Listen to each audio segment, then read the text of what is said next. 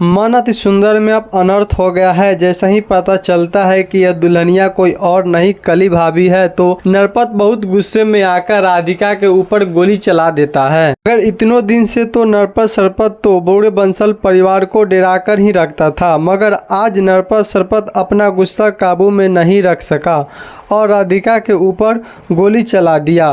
गोली तो वह कली पे चलाया था, मगर राधिका किसी का एहसान नहीं रखना चाहती है।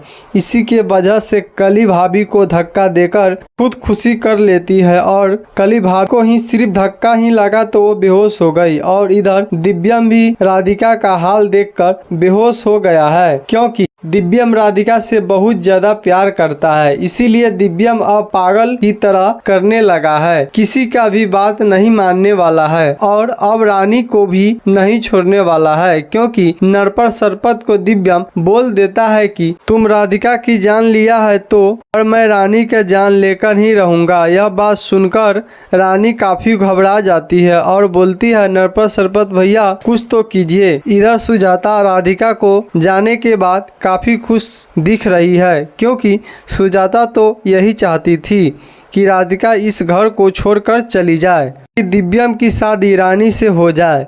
मगर ऐसा कभी भी नहीं हो सकता है, क्योंकि राधिका का बदला लेने के लिए जग्गू अब ठीक हो गया है। अब जग्गू के साथ जो रानी की है वह सब सामने आने वाला है। साथ में नरपत सरपत का भी सच सबके सामने आने वाला है, क्योंकि जग्गू से साइन जबरदस्ती कराया था। दिव्यम को गम में देखकर नरपत सरपत बोलता है, अब हमारा बात मान लीजिए और हमारे बहन से शादी कर लीजिए। सुजाता भी कहने लगती है कि दिव्यम बेटा, राधिका तो अब नहीं रही, तुम रानी से शादी कर लो।